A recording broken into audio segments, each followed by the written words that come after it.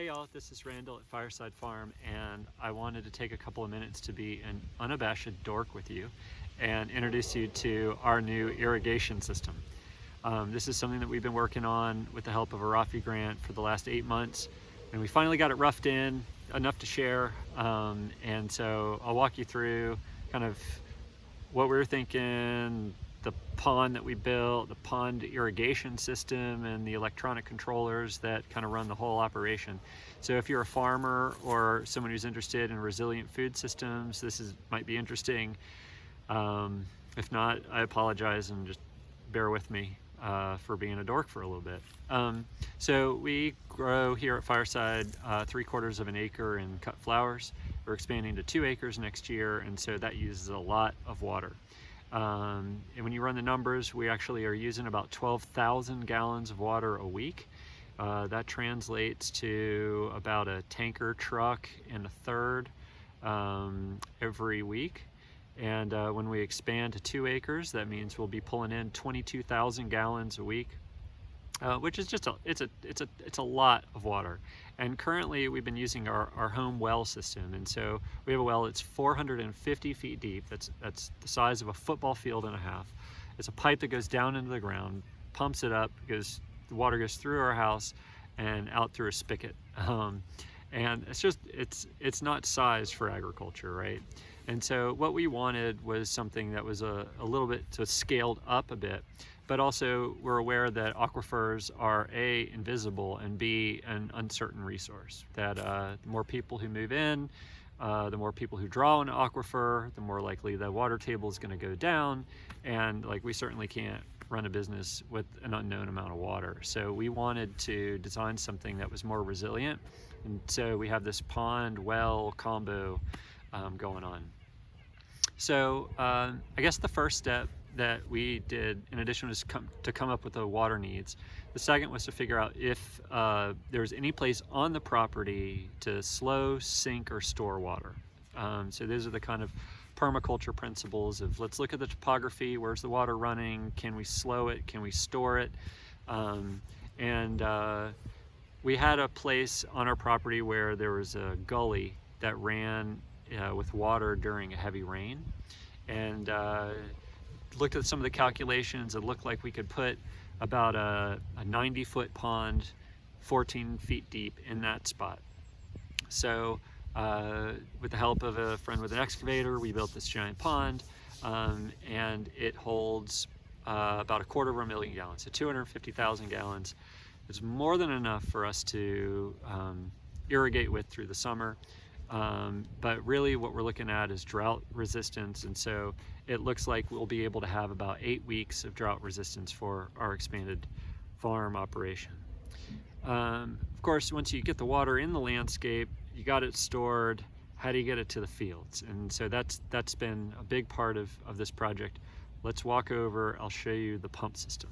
So we're up here at the pump station, and behind me is the pond that's not yet filled. A tub of water, so I can show you how this thing works. This is the big centrifugal pump. Goes up into the PVC, to the filter, this is a master valve, this is an air intake, and back behind there is a little relay switch. And so I'll explain all of those things in a second. So most importantly, down at the end of that orange hose is called a suction foot valve. Pumps have to stay primed. They always have to have water in them in order to create their vacuum. And so at the end of that orange hose, there's this little suction foot valve that opens when there's suction and closes when there's not. And so that allows water to stay in the system and be held in the system even when the pump's not running. The other thing that's kind of interesting is this little control valve, which lets air into the system running down to the crops. If you put your finger on a straw and hold it, put it in water and pull it up, the water didn't come out because there's this vacuum created with your finger there. This allows air into the system so that the water can actually run. So that's kind of an important part. The other part is the little blue box, which is a relay switch. You wouldn't want a system where you had to walk up the hill to the pond, turn on the pump, irrigate your crops, walk back up the hill, turn off the pump every time you needed to irrigate. You want this thing to be pretty straightforward, low maintenance, right? So we have a little controller down by the farm, by the garden, that is a timer. And so that timer you can set, I want this thing to run 10 minutes on Tuesday morning. And then it sends a little 24-volt signal up here into this relay box. Now in this relay box is the main power that's coming in from the house and the main power to the pump. But that relay is gonna interfere or allow that main power to hit the pump. So 10 o'clock goes on, 10:10 goes off. So what I'm gonna just show you right now is kind of what it looks like when it starts running, because I want to show you the sense of the pressure at the other end. So we're making the connection.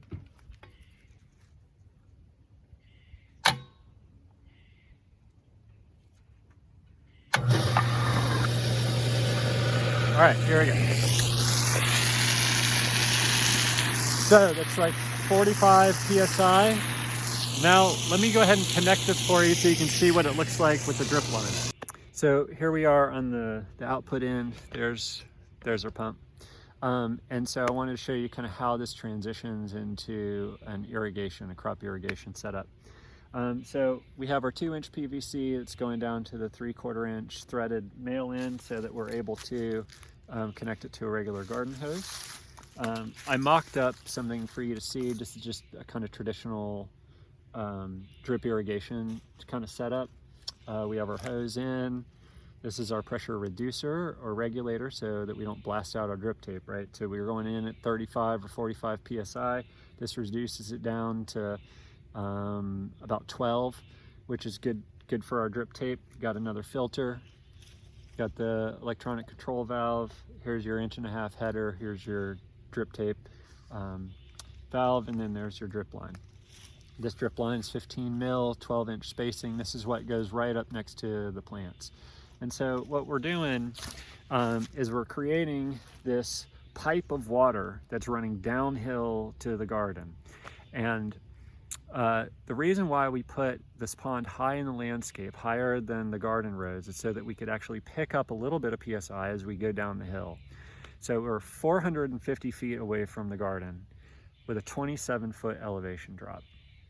So if you assume that you get about 0.43 PSI per foot of drop, then down at the garden, we're actually picking up 11.61 PSI at the garden rows. So this thing's pumping out at 35 to 45 PSI. Then you got all that other PSI that's picking up because of the gravity.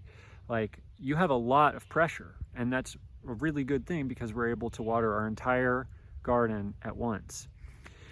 So that garden in the east garden that I'm talking about is 20 150-foot rows with 2 to 3 drip lines per row, which roughly works out to 7,000 linear feet of drip lines that can be run simultaneously.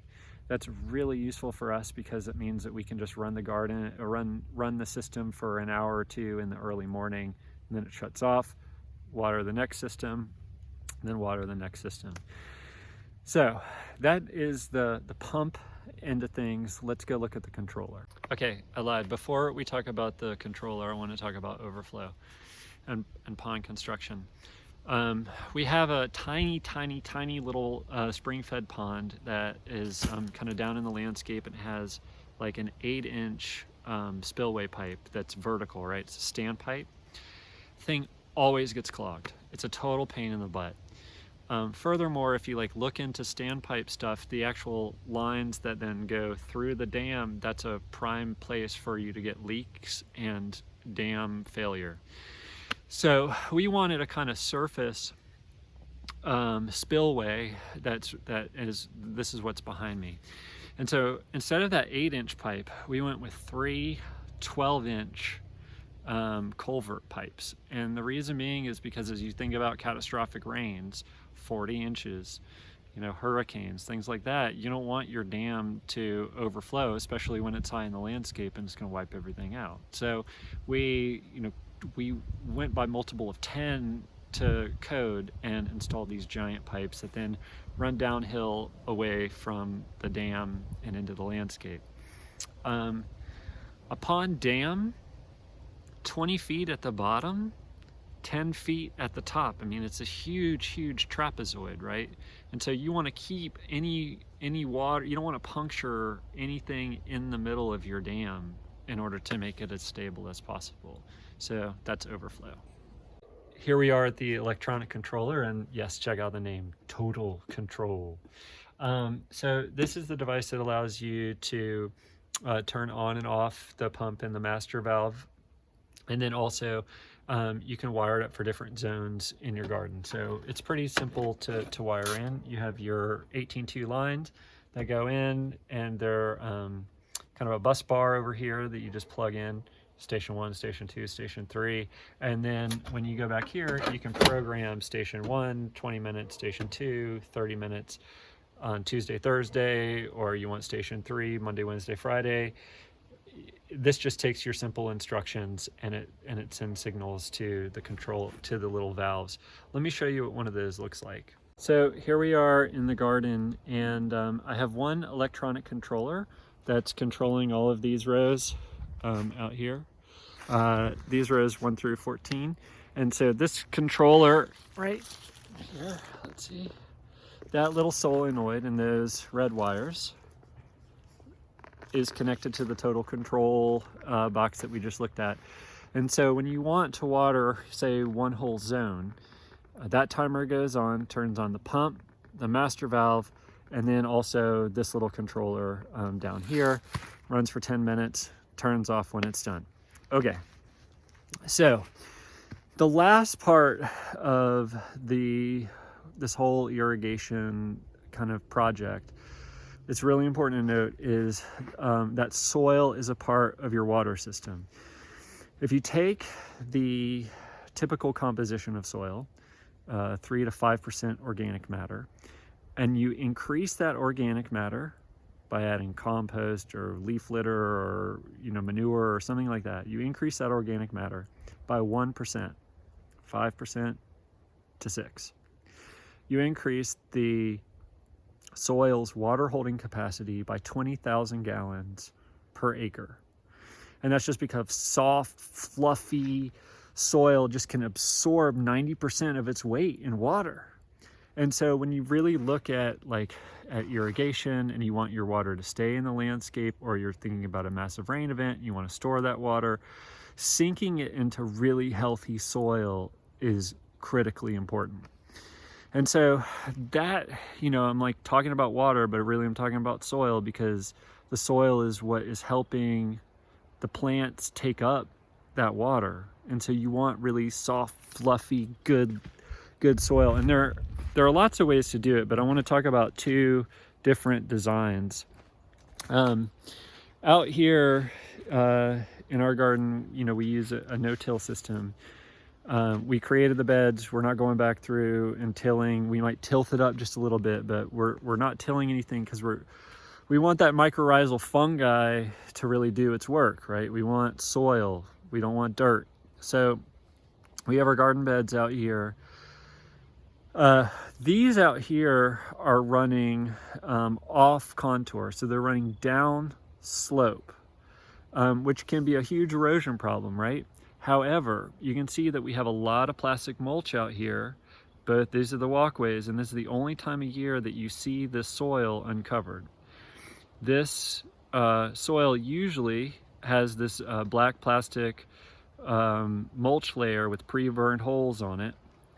Let me see, you can kind of see it right there. You see those pre-burned holes. So we plant our transplants in those holes, and so that way this whole field, which is like a half an acre, is completely covered for 9 months out of the year, which is both a blessing and a curse, right? The good part is that we lose no topsoil. We don't have to weed. We can focus on planting and harvesting.